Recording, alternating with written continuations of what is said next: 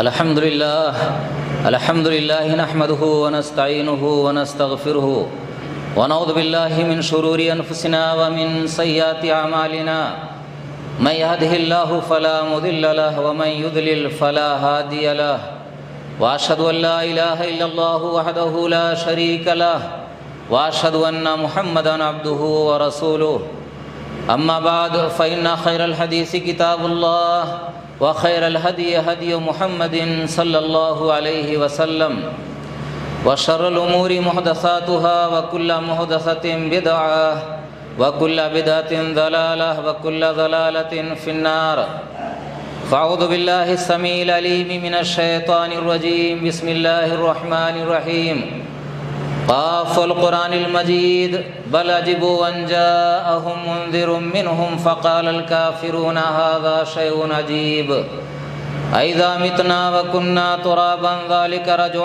بعيد قد علمنا ما تنقص الأرض منهم وعندنا كتاب حفيظ بل كذبوا بالحق لما جاءهم فهم في أمر مريج أفلم ينظروا إلى السماء فوقهم كيف بنيناها وزيناها وما لها من فروج والأرض مددناها وألقينا فيها رواسي وأنبتنا فيها من كل زوج بهيج تبصرة وذكرى لكل عبد منيب ونزلنا من السماء ماء مباركا فأنبتنا به جنات وحب الحصيد والنخل باسقات لها طلع نضيد رزقا للعباد وأحيينا به بلدة ميتا كذلك الخروج كذبت قبلهم قوم نوح وأصحاب الرس وثمود وعاد وفرعون وإخوان لوط وأصحاب الأيكة وقوم تبع كل كذب الرسل فحق وعيد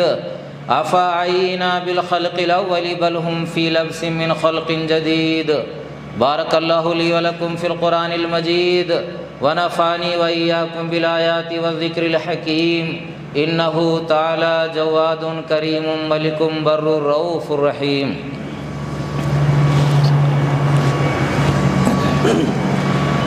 إن الحمد لله نحمده ونستعينه ونستغفره ونعوذ بالله من شرور أنفسنا ومن سيئات أعمالنا من يهده الله فلا مضل له ومن يضلل فلا هادي له وأشهد أن لا إله إلا الله وحده لا شريك له وأشهد أن محمدا عبده ورسوله أعوذ بالله من الشيطان الرجيم بسم الله الرحمن الرحيم والعصر إن الإنسان لفي خسر إلا الذين آمنوا وعملوا الصالحات وتواصوا بالحق وتواصوا بالصبر وقال النبي صلى الله عليه وسلم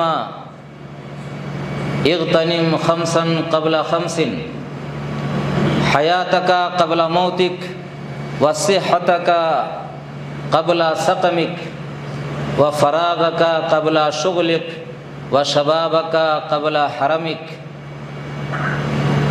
وغناك قبل فقرك۔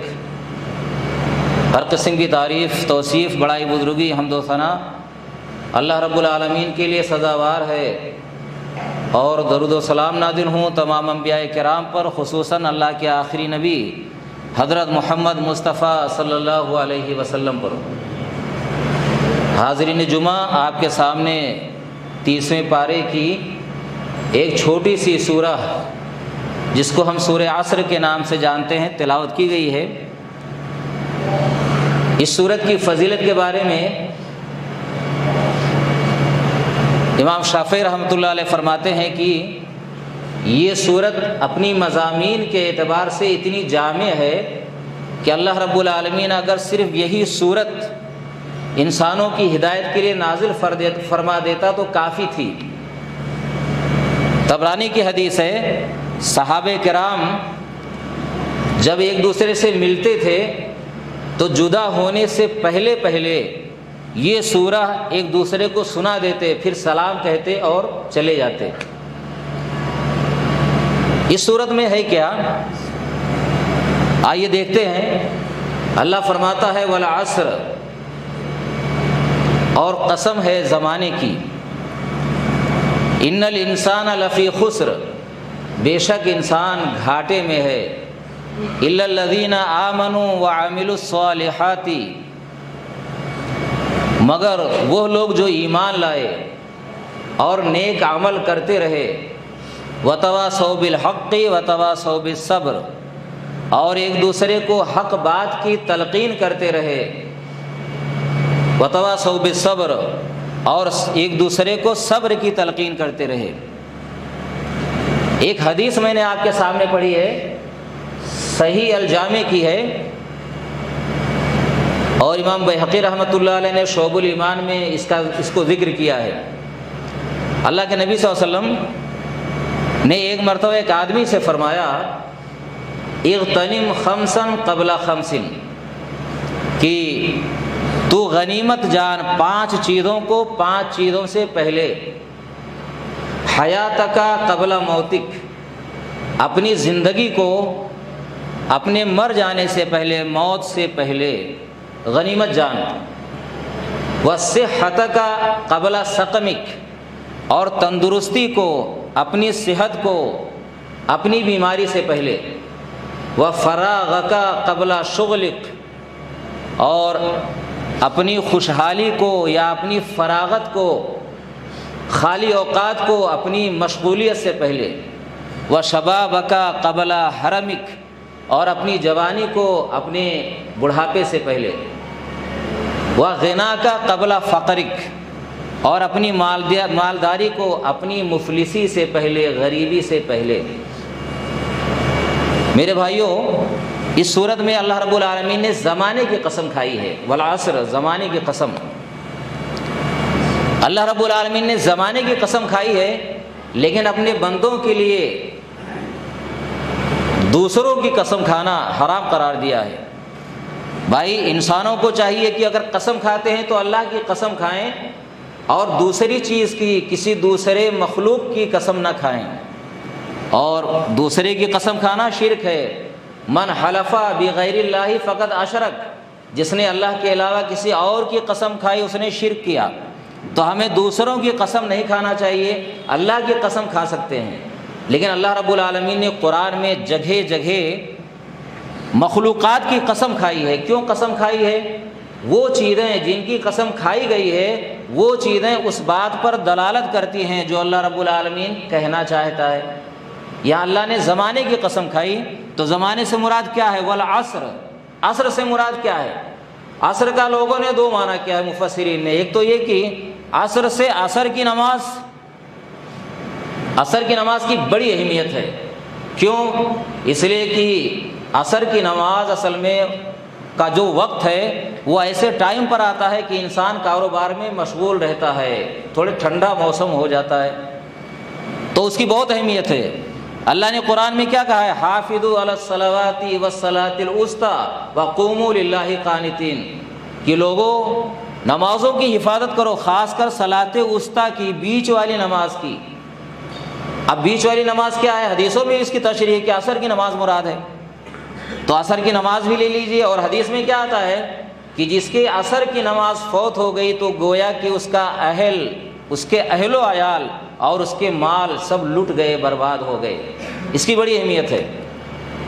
تو اس کی ہو گئی کہ عصر کی نماز بھی مراد ہو سکتی ہے، لیکن اللہ رب العالمین نے اس کا دوسرا معنی جو مفسرین نے کیا ہے زمانہ۔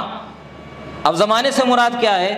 زمانے سے مراد بنی نوع انسان کی پیدائش سے لے کر قیامت تک آنے والا جتنا وقت ہے، یہ سارا زمانہ مراد ہے۔ زمانے سے مراد تو زمانہ اس بات پر شاہد ہے، گواہ ہے کہ جو لوگ، چاہے کوئی اکیلا انسان ہو یا پوری جماعت ہو یا پوری قوم ہو یا پوری دنیا انسانیت ہو، جن کے اندر یہ چاروں صفات نہیں پائی گئی ہیں، وہ گھاٹے میں رہے ہیں۔ اس میں کیا ہے؟ ان الانسان لفی خسر، زمانے کی قسم، انسان گھاٹے میں ہے، الا الذین، مگر وہ لوگ گھاٹے میں نہیں ہے۔ کون؟ جن کے اندر یہ 4 صفات پائی جائیں، جو ایمان لائے، وعملوا الصالحات، نیک عمل کرتے رہے، اور ایک دوسرے کو حق بات کی تاکید کرتے رہے، اور صبر کی تلقین کرتے رہے۔ تو 4 صفات ہیں بھائی: ایمان لانا، نیک عمل کرنا، اعمال صالحہ کرنا، ایک دوسرے کو حق بات کی تلقین کرنا، اور صبر کی تلقین کرنا، جن کے اندر یہ چاروں صفات پائی گئی ہیں وہ گھاٹے میں نہیں رہا ہے، نہ رہے گا۔ زمانہ گواہ ہے، پوری دنیا انسانیت جب سے دنیا وجود میں آئی ہے، انسانوں کا وجود اس دنیا میں پر ہوا ہے، تب سے یہ زمانہ گواہ ہے۔ تو یہ گزرا ہوا زمانہ، یہ پورا زمانہ، تو اب چاہے گزشتہ زمانے کو ہم لے لیں جو زمانہ گزر گیا، بھائی ہم اپنی زندگی کا مشاہدہ کریں۔ ہماری عمر اتنی ہو گئی، اتنی ہی عمر میں دیکھیے بہت سارے لوگ جو فٹ پاتھ والے تھے، فٹ پاتھ سے کیا وہ لکھ پتی کروڑ پتی بن گئے۔ کیوں؟ بھائی محنت کر کے زمانے کو کام میں لائے، زمانے کی قدر کیا تو کیا سے کیا بن گئے۔ اگر دنیا کمانا چاہا تو دنیا حاصل کر لیا، دین کمانا چاہا تو دین حاصل کر لیا، جو کچھ کرنا چاہے اگر زمانے کو کام میں لائے تو وہ کامیاب ہو گئے، اور جو کام میں نہیں لائے زمانہ گواہ ہے۔ ہماری عمر خود بتلاتی ہے، ہم اپنے آس پاس دیکھتے ہیں جو لوگ سستی کاہلی میں رہ گئے وہ گھاٹے میں رہے۔ تو یہ دنیا اور آخرت دونوں کی بات ہے۔ اگر چاروں صفات انسان کے اندر پائی جاتی ہیں، یہاں خاص کر دین مراد ہے، دین آخرت، تو ہو سکتا ہے کہ دنیا میں اس کو کامیابی نہ ملے، یہ چاروں صفات پائی جاتی ہیں جن کے اندر دنیا میں کامیابی نہ ملے، لیکن آخرت کی کامیابی تو پکا ہے، یقینی ہے، آخرت میں وہ کامیاب ہوگا ہی ہوگا۔ لیکن اس کا مطلب یہ بھی نہیں ایک دنیا میں کامیاب نہیں ہوگا، نہیں بھائی، زمانہ گواہ ہے کہ جو اللہ سے ڈرتے رہے، اللہ کا تقوی اختیار کرتے رہے، وہ دنیا میں بھی غالب ہوئے، دنیا میں بھی کامیاب ہوئے ہیں۔ صحابہ کرام کی پوری تاریخ، ہمارے اسلاف کی پوری تاریخ اس بات کی گواہ ہے۔ وہ اونٹوں کے چرانے والے، کھانے کے لیے کچھ نہیں رہتا تھا، ان کا پیشہ ڈاکہ زنی تھا، ایک دوسرے کو لوٹ لیا کرتے تھے، کھانے کے لیے جو کی روٹی میسر نہیں ہوتی تھی، لیکن جب انہوں نے دین پر عمل کیا، وقت کو کام میں لائے، یہ چاروں صفات سے متصف ہو گئے، تو اللہ رب العالمین نے نبی صلی اللہ علیہ وسلم کی 23 سالہ زندگی میں وہ صحابہ کرام کو کہیں سے کہیں پہنچا دیا۔ خلفائے راشدین کی تاریخ اس بات کی شاہد ہے۔ تو یہ چاروں صفات جن کے اندر پائی جائیں گی، اور اگر ہم موجودہ وقت لے لیں تو دیکھیے موجودہ وقت کیا ہے۔ بھائی اللہ نے ہمیں 60 سال کی یا 40 سال کی یا 50 سال کی جو زندگی دی ہے، کس لیے دی ہے؟ خلق الموت والحیات لیبلوکم ایکم احسن عملا۔ اللہ نے موت زندگی کو کیوں پیدا کیا ہے؟ تاکہ وہ آزمائے کہ دنیا میں کون تم میں سے اچھا عمل کرتا ہے۔ تو اللہ نے ہمیں 60 سالہ زندگی دی ہے یا 50 سالہ، تو کس لیے دی ہے؟ کہ ہم دنیا میں عمل کریں۔ یہ آزمائش کا وقت ہے، امتحان کا وقت ہے، امتحان کے لیے مہلت دی گئی ہے، امتحان بعد میں ہوگا۔ اب جو آدمی کام میں ایک ایک منٹ کو لے رہا ہے تو گویا کہ اب وہ آخرت میں جب امتحان آئے گا، اس کا سوال و جواب ہوگا تو کامیاب ہو جائے گا۔ اور یہ گزرتا ہوا زمانہ گواہی دے رہا ہے کہ اگر تم نے کچھ نہیں کیا تو گھاٹے میں رہو گے۔ بھائی 60 سال کی مدت تھی ہمارے زندگی میں، تو گویا کہ ایک ایک پل جو گزرتا جا رہا ہے وہ ختم ہوتا جا رہا ہے، وقت ختم ہوتا جا رہا ہے، بعد میں ہم پچھتائیں گے۔ موت کا وقت آئے گا تو آج انسان کیا کہے گا کہ پروردگار تھوڑا سا موقع دے دے، تھوڑا سا موقع دے دے، ہم نیک کام کر لیں، اچھے لوگوں میں سے ہو جائیں، صدقہ خیرات کر لیں، لیکن اللہ رب العالمین پھر موقع نہیں دے گا۔ تو میرے بھائیوں، جن کے اندر یہ چاروں صفات پائی جائیں وہ گھاٹے میں نہیں رہے گا۔ ایمان سے مراد کیا ہے؟ ایمان بالغیب۔ ایمان کی جو تعریف عام طور سے کی جاتی ہے، اللہ پر ایمان، فرشتوں پر ایمان، کتابوں پر ایمان، اور اس کے رسولوں پر ایمان، تقدیر کی اچھائی برائی پر ایمان، قیامت کے دن پر ایمان۔ تو ہم نیک عمل کریں گے تو اس کے لیے بھی 2 شرائط ہیں، بھائی ایمان ہونا چاہیے اللہ پر، اور دوسری بات کیا؟ شریعت کے بتائے ہوئے طریقے کے مطابق ہم عمل کریں تو ہم گھاٹے میں نہیں رہیں گے۔ لیکن میرے بھائیوں، ہم اپنا محاسبہ کریں، تھوڑا دیکھیں کہ ہمارا ایمان ہے کیا۔ چلو مان لیا ایمان ہے ہمارا، اللہ پر، آخرت پر، کتابوں پر، رسولوں پر، ملائکہ پر، جانتے ہیں مریں گے ایک دن، مرنے کے بعد اٹھائے جائیں گے، حساب کتاب ہوگا، تقدیر بھی ہے، لیکن وَعَمِلُوا الصَّالِحَاتِ، عمل صالحہ پر عمل کرنا ہے کیا؟ بھائی مفقود ہے ہماری زندگی میں عمل صالحہ کیا ہے؟ بھائی ہر وہ بہتر کام، ہر وہ بھلائی جس سے ہمارا دنیا اور آخرت میں فائدہ ہو، عمل صالحہ آپ کہہ سکتے ہو۔ ایک دوسرے کو بھلائی کی تاکید کرتا، ایک دوسرے کو حق کی تلقین کرنا۔ حق میں کیا ہے؟ ارے حق سے مراد کیا ہے؟ حق میں سچی اور صحیح بات بھی آتی ہے، اور حق میں وہ واجبات اور حقوق بھی آتے ہیں جو ایک دوسرے پر عائد ہوتے ہیں، جن کا ادا کرنا انسان پر ضروری ہے، چاہے بندوں کا حق ہو، چاہے اللہ کا حق ہو، چاہے اپنے نفس کا حق ہو، یہ سارے حقوق آتے ہیں۔ وتواصوا بالصبر، تو ہم ایک دوسرے کو تلقین بھی کرتے رہیں، خود بھی حق ادا کریں، دوسرے کو بھی حق کی ادائیگی کی تلقین کریں۔ پریشانیاں آئیں گی، مصیبت آئیں گی، تکلیفیں اٹھانی پڑیں گی، تو اس میں ایک دوسرے کو صبر کی تلقین کریں۔ بھائی نماز کے لیے اٹھ کر آتے ہیں، تکلیف ہوتی ہے، کام دھندے میں الجھے ہوئے ہیں، چھوڑ کر آتے ہیں، تو یہ صبر ہی ہے، صبر کر کے آتے ہیں۔ محفل دوستوں کی جمی ہے، سارے نمازی نہیں ہیں، ایک آدمی نماز کا پابند ہے، وہ محفلوں کی، دوستوں کی محفل چھوڑ کر کے آتا ہے، تو اس کو صبر کرنا پڑتا ہے۔ مزہ آ رہا ہے، محفل میں گپ ہو رہا ہے، اٹکھیلیاں ہو رہی ہیں، لیکن چھوڑنے کا من نہیں ہو رہا ہے، لیکن آدمی چھوڑ کر کے آتا ہے، تو صبر ہے یہ صبر۔ تو یہ صبر کیا جگہ جگہ انسان کو کرنا پڑتا ہے۔ میرے بھائیوں، آج کے زمانے میں اگر اس پر موازنہ کر ہم دیکھیں تو یہ خوبیاں ہمارے اندر نہیں پائی جاتی ہیں۔ تو آپ بتائیے ہم گھاٹے میں ہیں یا نقصان میں ہیں؟ اللہ نے زمانے کی قسم کھائی ہے نا، والعصر، زمانہ یہ وقت بہت اہم ہے۔ اللہ کے نبی صلی اللہ علیہ وسلم نے، وقت کیا ہے بھائی؟ پوری زندگی یہ وقت ہی تو ہے۔ اللہ کے نبی صلی اللہ علیہ وسلم نے ایک آدمی کو نصیحت کی، تب کیا کہا؟ اغتنم خمسا قبل خمس، 5 چیزوں کو 5 چیزوں سے پہلے غنیمت جانو۔ کیا ہے؟ حیاتک قبل موتک، ارے مر جانے سے پہلے زندگی اللہ نے دی ہے تو اس کو غنیمت جانو۔ کسی طریقے سے دنیا میں زندہ ہو، چاہے بیماری کی حالت میں ہو، چاہے تندرستی کی حالت میں ہو، چاہے کسی بھی حالت میں ہو، زندہ ہو تو ابھی موقع ہے اپنے پاس۔ اگر جسم نہیں کام کر رہے، زبان تو ہل رہی ہے، بھائی کچھ تو کام کر رہا ہے ہمارا دماغ، یعنی ہم کسی بھی ذریعہ سے، کسی بھی طریقے سے نیکی کما سکتے ہیں، اچھا کام کر سکتے ہیں۔ تو زندگی کو موت سے پہلے غنیمت جانو۔ وصحتک قبل سقمک، اور اپنی تندرستی کو اپنی بیماری سے پہلے غنیمت جانو۔ بھئی تندرستی کو بیماری سے پہلے، غالب کا شعر ہے نا، تنگ دستی اگرچہ ہو غالب، تندرستی 1000 نعمت ہے۔ بھائی آدمی کے پاس کچھ نہیں ہے کھانے کے لیے، روز گوشت نہیں کھاتا ہے، گوشت میسر نہیں ہوتا ہے، بڑھیا کھانا نہیں کھا پاتا ہے، اب دال روٹی تو کھاتا ہے، تندرست تو ہے۔ تو تندرستی سے بڑھ کر کہا کہ یہ 1000 نعمت ہے تندرستی۔ تنگ دستی ہے تو کیا ہوا، غریب ہے تو کیا ہوا، یہ ہزار دولت ہے یہ صحت، تندرستی۔ تو تندرستی کو بیماری سے پہلے غنیمت جانو۔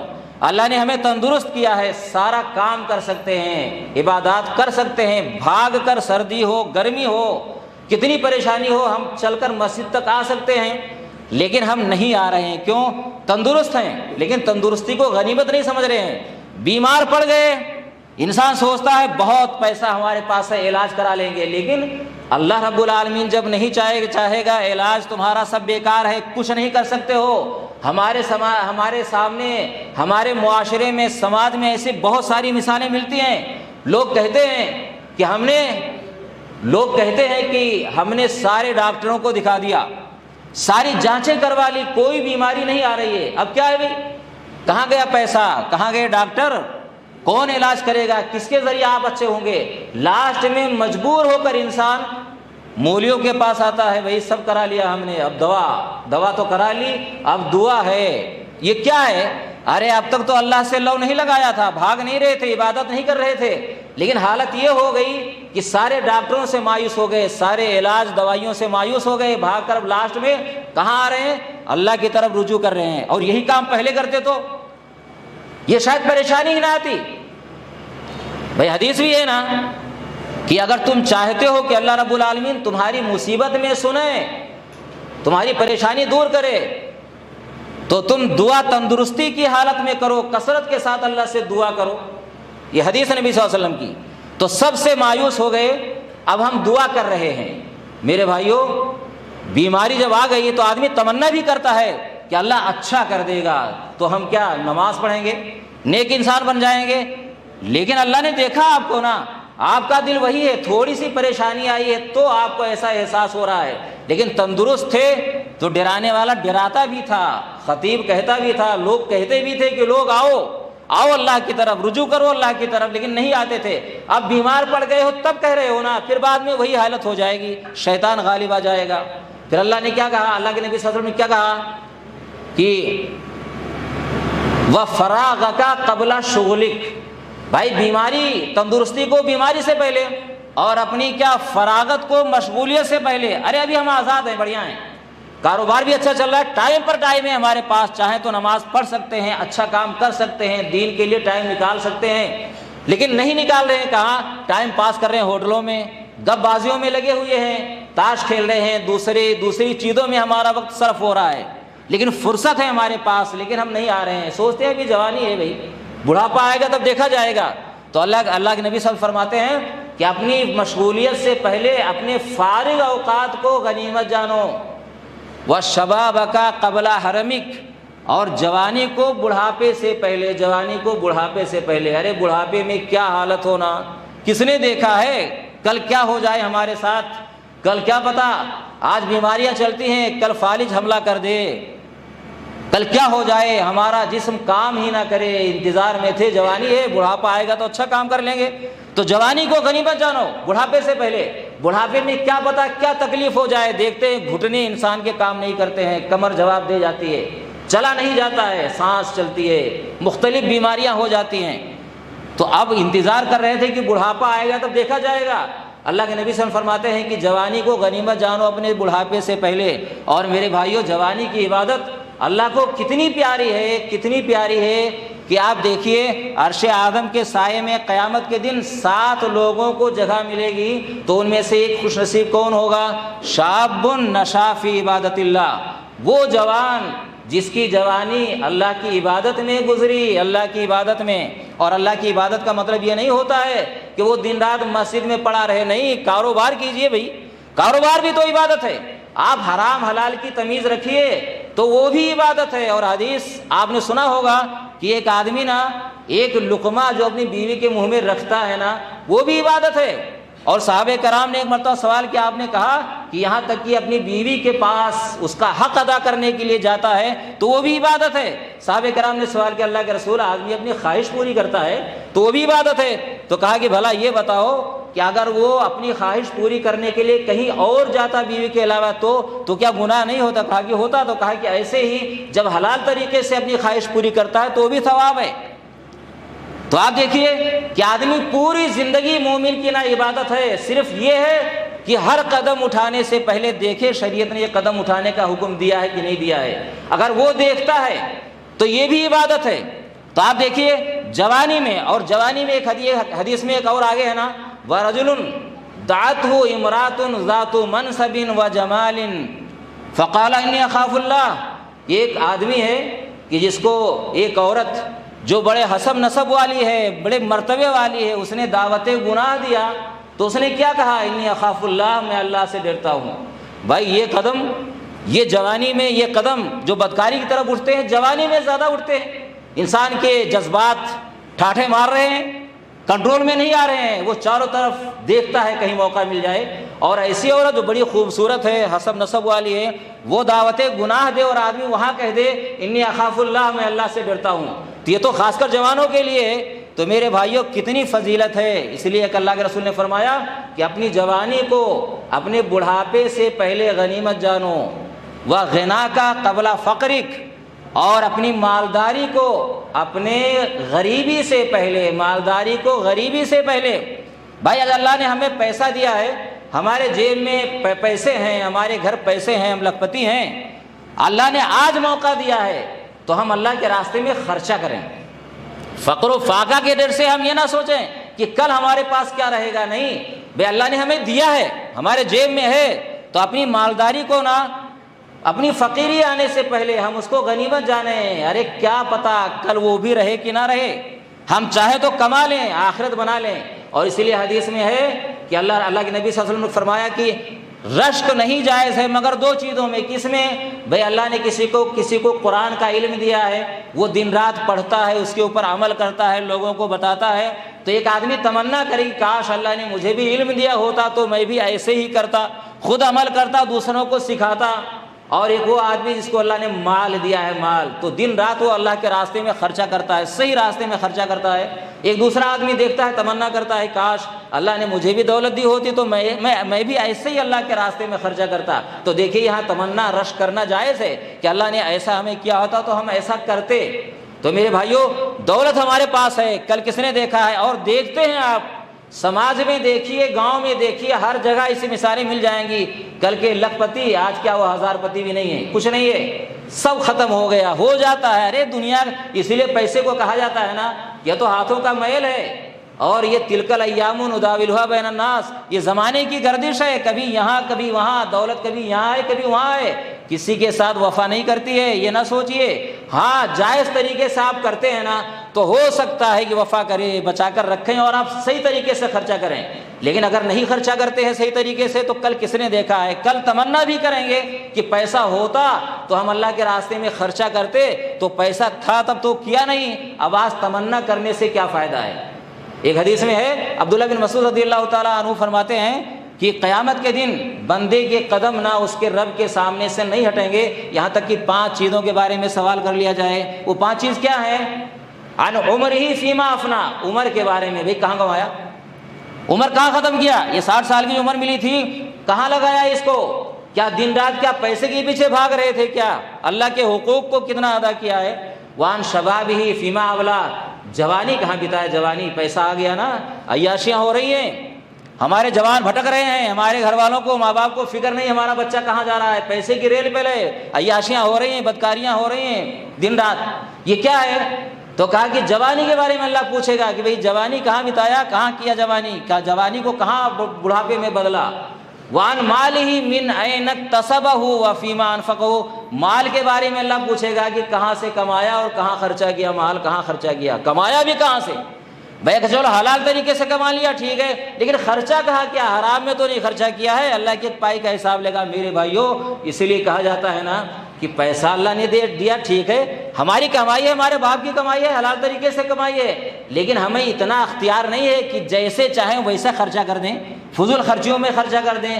یہ آپ نہ سوچیں، یہ شادیوں میں نا بہت کھانے برباد ہوتے ہیں، بہت کھانے برباد ہوتے ہیں، لیکن یقین رکھیے آپ مانیے اس بات کو کہ اللہ رب العالمین نا اگر کھانا برباد جاتا ہے یہ اللہ کی نعمت ہے تو اللہ رب العالمین اس کے بارے میں بھی آپ سے سوال جواب کرے گا، ہم سے سوال جواب کرے گا۔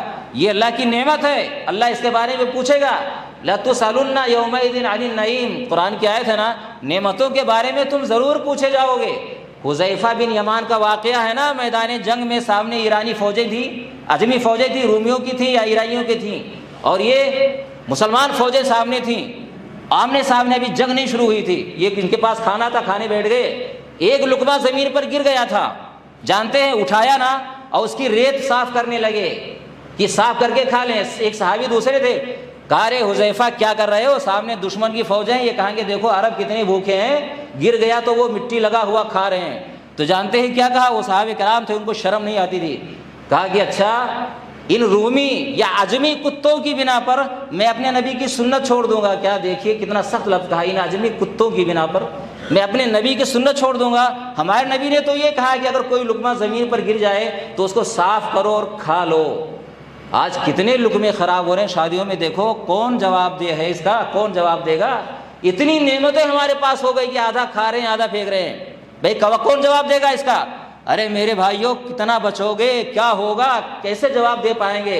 عبد الرحمن بن عوف کا واقعہ ہے نا کہ اللہ کے نبی صلی اللہ علیہ وسلم نے خواب دیکھا، خواب دیکھتے تھے آپ تو صحابہ کرام سے صبح بیان کرتے کہ آج میں نے خواب دیکھا ہے، تعبیر بیان کرتے، صحابہ کرام نے خواب دیکھا ہوتا تو صحابہ کرام تعبیر بیان کرتے آپ سے خواب، اور اللہ کے نبی صلی اللہ علیہ وسلم تعبیر بتا رہے تھے۔ ایک دن آپ نے کہا کہ میدان محشر ہے اور کہا کہ میں نے ابو بکر تمہیں ڈھونڈا، بڑی مشکل کے بعد ملے، کہا عمر تمہیں بھی ڈھونڈا، تم بھی بڑی مشکل کے بعد ملے، کہا عبد الرحمن تمہیں ڈھونڈا نا تو بڑی تلاش کے بعد تم اس حال میں ملے کہ پسینے میں شرابور ہو رہے تھے، پسینے میں شرابور تھے۔ تو کہا کہ میں نے کہا کہ عبد الرحمن کیا حال ہے؟ کہا کہ اللہ کے رسول میں برابر کھڑا رہا، مجھ سے سوال و جواب ہوتا رہا، فما زلت اسال من این اکتسبتہ وفیما انفقتہ، کہا مجھ سے برابر پوچھا جاتا رہا کہ میں نے مال کہاں سے کمایا اور میں نے کہاں خرچہ کیا۔ یہ عبد الرحمن وہی ہے نا، جب مدینہ گئے تو یہ کہتے تھے نا بعد میں پنیر سے کاروبار شروع کیا تھا، پنیر سے، اور ان کا وہ بھائی تھا نا انصاری، اس نے کہا تھا کہ میری ایک بیوی ہے، وہ بیوی ایک کو طلاق دیتا ہوں، جو پسند ہو اس کو لے لو، اس کو عدت گزر جائے شادی کر لو، یہ میرا مال ہے، آدھا تمہارا آدھا میرا۔ تو کہا میرے بھائی اللہ تمہارے مال و اولاد میں برکت دے، مجھے تو بازار کا راستہ بتاؤ۔ تو پنیر سے کاروبار شروع کیا تھا اور اللہ نے اتنی برکت دی نا، یہ خود کہتے تھے کہ میں مٹی کو ہاتھ لگاتا ہوں تو سونا بن جاتی ہے، بہت مالدار آدمی تھے گئی تھی۔ لیکن سوال و جواب کی یہ حالت تھی کہ وہاں میدان محشر میں پسینے میں شرابور ہیں اور کہہ رہے ہیں کہ مجھ سے برابر ایک ایک پیسے کا حساب ہوتا رہا، جب سارے پیسوں کا حساب ہو گیا تو مجھے فرصت ملی، وہی پسینے میں شرابور تھا۔ تو آپ سوچئے یہ سچا خواب اللہ کے نبی صلی اللہ علیہ وسلم نے خواب دیکھا ہے نا، سچا خواب دیکھیے میرے بھائیوں۔ ہم جواب کیسے دے پائیں گے؟ کس لیے اتنا کرتے ہیں؟ صرف ناک اونچی رہے، معاشرے میں نا سماج میں تھوڑی سی تعریف ہو جائے کہ ارے فلاں نے کیا کھلایا۔ اب کون آسمان پر پہنچ جاتے ہو؟ ولا تمشی فی الارض مرحا، زمین پر اکڑ کر نہ چلو۔ لقمان علیہ السلام نے بیٹے کو نصیحت کی زمین پر اکڑ کر نہ چلو۔ لن تخرق الارض، تو زمین کو پھاڑ نہیں سکتا ہے۔ ولن تبلغ الجبال طولا، اور پہاڑ کی اونچائی کو نہیں پہنچ سکتا ہے۔ دنیا میں ایک سے ایک پیسے والے ہیں نا، کتنا ناک اونچی کر لو اونچی ہو نہیں سکتا۔ ارے ادھر کھائے لوگ بھول جاتے ہیں، حساب تو تجھے دینا ہے بھائی، مجھے دینا ہے، ان کو کیا دینا ہے جو کھا کر کے چلے گئے؟ وہ تو پیٹ پر ہاتھ پھیر رہے ہیں، کھا لیا مال، جواب ہمیں دینا ہے۔ تو میرے بھائیوں ایک ایک چیز کا حساب ہوگا۔ اللہ نے ہمیں یہ مہلت دی جو 60 سال 70 سال جس کی ہم قدر کریں۔ ہم ابھی زندہ ہیں، اللہ نے ہمیں طاقت دے رکھی، جوانی بھی ہے، تندرستی بھی ہے، تو ہم اس سے فائدہ اٹھا لیں۔ اللہ سے دعا ہے کہ پروردگار ہمیں اپنی عمر کی قدر کرنے کی توفیق عطا فرمائے۔ اللہ رب العالمین ہمیں ہمارے جوانوں کو صحیح راستے پر چلائے، ہمیں گناہوں سے بچائے اور ہمیں صراط مستقیم پر قائم رکھے۔ آمین وآخر دعوانا الحمدللہ رب العالمین۔ ان اللہ وملائکتہ یصلون علی النبی یا ایھا الذین آمنوا صلوا علیہ وسلموا تسلیما۔ اللهم صل علی محمد وعلی آل محمد کما صلیت علی ابراہیم وعلی آل ابراہیم انک حمید مجید۔ اللهم بارک علی محمد وعلی آل محمد کما بارکت علی ابراہیم وعلی آل ابراہیم انک حمید مجید۔ ان اللہ یأمر بالعدل والإحسان وإیتاء ذی القربى وینہی عن الفحشاء والمنکر والبغی یعظکم لعلکم تذکرون۔ اذکروا اللہ یذکرکم وادعوہ یستجب لکم ولذکر اللہ تعالی اعلی واجل واتم واہم واکبر۔